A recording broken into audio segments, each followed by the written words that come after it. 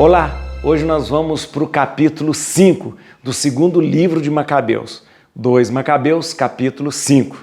Lembrando a você que nós já estamos na segunda parte daquele esquema que eu passei para vocês no primeiro capítulo. Segunda parte que trata da fidelidade e do martírio. Neste capítulo 5, atenção, neste capítulo 5, nós vamos ver a conquista de Jerusalém e a profanação do templo. Então é um capítulo muito importante que vai preparando a chegada da família dos Macabeus, a família dos Macabeus que vai defender o povo, a fé, a religião, o povo de Deus. Então preste atenção, hoje a gente segue mais ou menos aquela história. Você viu que no último capítulo, capítulo 4, foi uma confusão de jogo político, de interesse econômico, de pessoas dando golpe nos outros, passando a perna, suplantando Jazão, que tira um como sumo sacerdote, depois Jazão tirado pelo Menelau. Então uma confusão mesmo, tá bom? Então hoje nós vamos ver a conquista de Jerusalém e o pior, o templo sendo profanado, tá bom? Vamos lá, gente? Então, queria pedir você muito mesmo, encarecidamente, que você divulgasse esse vídeo, desse um joinha aí, ó, um like nesse vídeo agora, dá o like aí nesse vídeo agora, indicasse para outras pessoas, para que você pudesse fazer com a gente este caminho, essa caminhada da palavra de Deus, tá bom? Faça sempre isso, passe para as pessoas pelo WhatsApp, pelos seus contatos, mas chame mais e mais pessoas para fazer com a gente essa caminhada, tá bom? Bíblia na mão, Espírito Santo no coração, vamos ler então a palavra de Deus hoje no capítulo 5º, no capítulo 5 do segundo livro de Macabeus.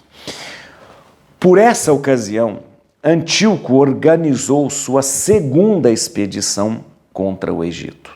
Aconteceu que em toda a cidade, por mais de 40 dias, apareceram, correndo pelos ares, cavaleiros com vestes de ouro e armados com lanças, cortes armadas, espadas desembainhadas, esquadrões alinhados para a batalha, perseguições e choque de um lado e de outro, movimentos de escudo, multidões de lanças, tiros de dardos, armaduras de ouro, resplandecentes e couraças de todo gênero. Por isso, todos rezavam para que tais aparições produzissem acontecimentos favoráveis.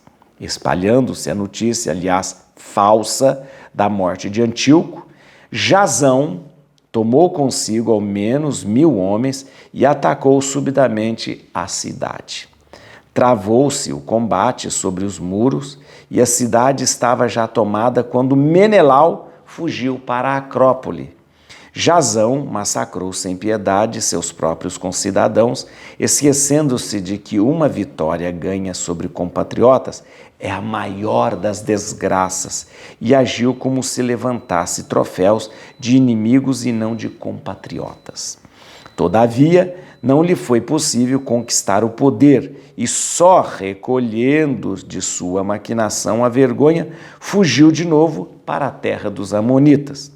Pereceu, enfim, miseravelmente, porque acusado junto de Aretas, chefe dos árabes, fugiu de cidade em cidade e perseguido por todos, detestado como apóstata das leis, desprezado como carrasco de sua pátria e de seus concidadãos, foi levado para o Egito. Aquele que tinha lançado fora de sua pátria tanta gente pereceu numa terra estrangeira, tendo ido para junto dos espartanos, com a esperança de ali encontrar refúgio por causa de uma origem comum. E após ter lançado por terra tantos homens sem sepultá-los, não foi chorado por ninguém, não recebeu as honras dos funerais e nem um lugar no túmulo dos seus pais. Quando a notícia desses acontecimentos chegou ao ouvido do rei, ele concluiu que a Judéia teria que desertar, trazendo seu exército do Egito, com ânimo enfurecido, conquistou a cidade pelas armas. Ordenou aos soldados que matassem sem compaixão aqueles que caíssem em sua mão e que degolassem os que refugiassem nas casas.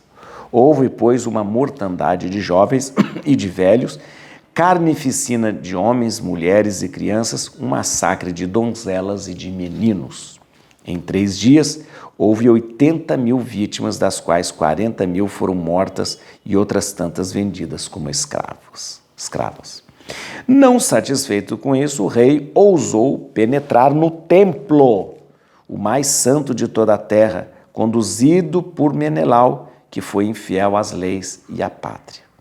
Tomou com as mãos profanas os vasos sagrados e, com mãos impuras, apoderou-se das oferendas feitas pelos reis anteriores para proveito, honra e glória de seu tempo. Antíoco exaltava-se de orgulho, mas não percebia que o Senhor momentaneamente se havia irritado por causa dos pecados dos habitantes da cidade, daí essa indiferença pelo templo. Se os judeus não fossem por demais culpados, a exemplo de Eliodoro, enviado pelo rei Seleuco para inspecionar os tesouros, ele teria sido flagelado logo que chegou, dissuadido de sua audácia. Na verdade, Deus não escolheu o povo por causa do templo, mas escolheu o templo por causa do povo. É por isso que o templo, depois de ter participado dos males do povo, teve em seguida parte com ele nos favores divinos. Desamparado no tempo da cólera, foi restaurado com toda a sua glória por ocasião da reconciliação com o soberano Senhor. Tendo Antíoco roubado ao templo 1.800 talentos, voltou sem demora para Antioquia. Com espírito exaltado, ele cria em sua soberba poder navegar sobre a terra e caminhar sobre o mar. Contudo, por motivo de seu ódio para com os judeus, deixou atrás de si oficiais com a incumbência de molestar o povo. Em Jerusalém, Filipe, da Frígia, mais bárbaro ainda que o seu senhor, no Monte Garizim, Andrônico, e adjunto a esses Menelau, que se encarniçava contra seus concidadãos de modo mais terrível que os outros. Enviou também o misarca Apolônio, à frente de um poderoso exército de 22.000 homens, com ordem de matar todos os adultos e de vender as mulheres e as crianças. Chegou, pois, este a Jerusalém, fingindo intenções pacíficas. Esperou até o dia santo de sábado e, apanhando os judeus desocupados, ordenou às suas tropas pegarem armas. Todos os que saíram para ver o espetáculo foram massacrados e, percorrendo a cidade com seus soldados, matou um grande número de pessoas. Judas Macabeu retirou-se com um grupo de outros homens para o deserto, vivendo com seus companheiros nas montanhas, como animais selvagens e alimentando-se de ervas para não se contaminarem. Muito bem, o que esse capítulo quer mostrar para a gente? Quer mostrar para a gente que, com toda aquela confusão que aconteceu por causa de dinheiro, por causa de poder, criado pelos aqueles sumos sacerdotes que assumiram ali a direção e a condução do templo, nós tivemos toda uma situação que levou o rei Antíoco, que já não gostava dos judeus, a entrar na cidade, a arrasar a cidade e, pior, arrasar o templo. Mas deixa eu explicar certinho aqui, ó. Você lembra no capítulo anterior que o Jasão, né, que o Simão era o sumo sacerdote, Jasão assume como sumo sacerdote, depois Jasão assume como sumo sacerdote e começa a mandar dinheiro para o rei, confia no Menelau, que ajuda ele lá, fala, leva lá o dinheiro para o rei, o Menelau vai levar o dinheiro para o rei, chega lá, trata com o rei, faz uma maquinação com o rei, tira Jasão de sumo sacerdote e Menelau assume como sumo sacerdote. Tá, agora no capítulo 5, atenção, o que é? O Jasão recebe uma notícia falsa de que o rei Antíoco morreu. Ele se enche de força, pensando que o rei Antíoco morreu, e ataca Menelau, que é o sumo sacerdote. Ataca Jerusalém. Veja uma coisa, Menelau, Jasão, tudo é judeu, tem parentesco com espartanos, parentesco com os gregos, então, mas tudo é ali judeu. Então você está imaginando, compatriota atacando compatriota. Muito bem, o Jasão vem e destitui o Menelau como sumo sacerdote. O Menelau foge foge, vai para a Acrópole. O Menelau foge. O Jazão assume como sumo sacerdote. E aí, como sumo sacerdote, ele é totalmente rechaçado pelo povo, ele é humilhado e ele não é benquisto, o que faz com que ele fuja, vá buscar refúgio lá na cidade de Petra, na cidade de Petra. Também não é benquisto, ele acaba, ou seja, Jazão acaba. Quando Jazão, humilhado, fugitivo e derrotado, Menelau volta. Só que quando o rei Antíoco fica sabendo que ali na Judéia, ali naquela região, está uma confusão dos diabos, ele vem da campanha dele do Egito, por isso o capítulo 5º começa falando da campanha do Egito, a segunda campanha do Egito que aconteceu em 168, o rei Antíoco vem da campanha do Egito e fala, não, tem que dar um jeito nessa cidade. E entra na cidade de Jerusalém e arrasa com a cidade de Jerusalém. O pior, ele faz o pior, ele entra no templo e profana o templo. Só que quando o rei Antíoco entra no templo e profana, ele profana o templo com a ajuda do Menelau, que é o sumo sacerdote. Olha que coisa absurda, o sumo sacerdote, macumunado com o rei Antíoco, profana o templo. Pior, o rei volta e deixa lá pessoas para conduzir Jerusalém. Pior do que do que o próprio rei. Deixou em Jerusalém o Filipe da Frígia, né, mais bárbaro que o próprio rei, e no Monte Garizim o Andrônico, né? E junto desses, Menelau, que era o sumo sacerdote, mas um sumo sacerdote pelego do rei, que fazia tudo que o rei mandava contra os concidadãos. Quando Jerusalém estava num verdadeiro caos, templo profanado, Judas Macabeu, ele acha por bem fugir para o deserto, e ele foge para o deserto justamente para começar a sua resistência contra todo esse tipo de coisa. Olha, vou te falar uma coisa, este momento é um momento crítico na história do povo de Israel, com um rei tirano e um rei perverso como Antíoco, que não gosta dos judeus, com um sumo sacerdote que é macumunado com o rei e faz tudo contra o seu povo, com pessoas como Filipe da Frígia, o Andrônico, massacrando o povo ali em Jerusalém e também ali mais ao norte. Olha, está um horror. Você não imagina, ou você não imagina o que esse povo está passando. Precisa de alguém, e é Deus que vai suscitar alguém para que venha defender o seu povo. Tá bom? Aqui, vamos ver alguns versículos aqui, só para que a gente possa entender esse momento, só para que a gente possa localizar quando é que tudo isso está acontecendo. É fácil de saber quando tudo isso está acontecendo. Por essa ocasião, Antíoco organizou sua segunda expedição contra o Egito. Tá bom. Quando é que foi a segunda expedição contra o Egito? Essa segunda expedição, essa segunda campanha contra o Egito, que o rei Antíoco, né, fez, foi no ano 168 a.C. Então, o livro dos Macabeus é muito bom por causa disso, porque ele nos dá condições de datar com muita precisão o momento que tudo está acontecendo. Então nós estamos aqui no ano 168 a.C., tá bom? 8, versículo 8. Aqui, ó, versículo 8. Pereceu, enfim, miseravelmente, isso Jazão, né? Porque acusado junto de Aretas, chefe dos árabes, fugiu de cidade em cidade, perseguido por todos, detestado como apóstolo das leis, desprezado como carrasco de sua pátria, de seus concidadãos, foi levado para o Egito. Para onde que ele foge? Para essa cidade de Arestas. Essa cidade de Arestas aqui é a cidade de Petra. É uma cidade que era conhecida, a cidade dos Nabateus, que a Bíblia fala para a gente, né, uma cidade de árabes. Hoje nós conhecemos Petra, que fica na Jordânia, mas ele foge, o Jazão, quando ele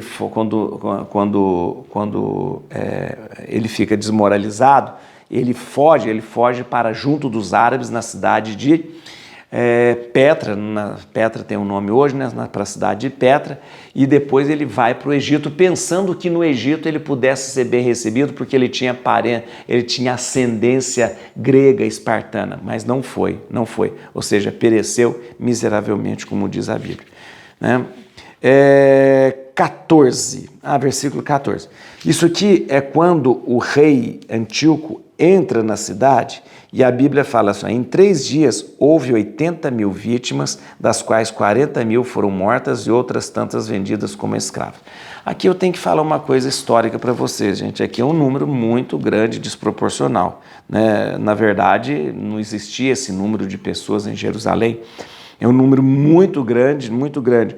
O Flávio Josefo, que é um historiador muito respeitado, ele diz que o número de vítimas foi por volta de 10.000. Mesmo assim, não é que 10.000 pessoas foram mortas, porque a população de Jerusalém não chegava a 80.000 pessoas nessa época. Então, 80.000 é um exagero daqui da Bíblia, tá bom? Tem uma coisa interessante que eu queria falar para você. Olha que interessante. A Bíblia usa uma coisa aqui que depois Jesus vai usar lá na frente, ó. Na verdade, quando fala da cidade do templo, na verdade, esse é o versículo 19, né? Na verdade, Deus não escolheu o povo por causa do templo, mas escolheu o templo por causa do povo. Interessante. Então ali, o que é sagrado? O povo que é sagrado, né? E Deus escolhe o templo para o povo, para o povo. Então o que é sagrado? Sagrado é o povo.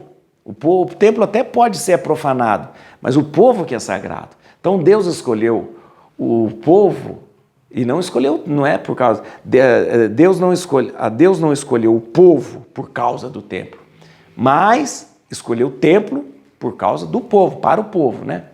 Jesus usa isso mais tarde, gente, é muito interessante que Jesus vai usar isso mais tarde, em Marcos capítulo 2, versículo 27, ele fala assim, quando ele fala da importância, o sábado foi feito para o homem, e não o homem foi feito para o sábado, né?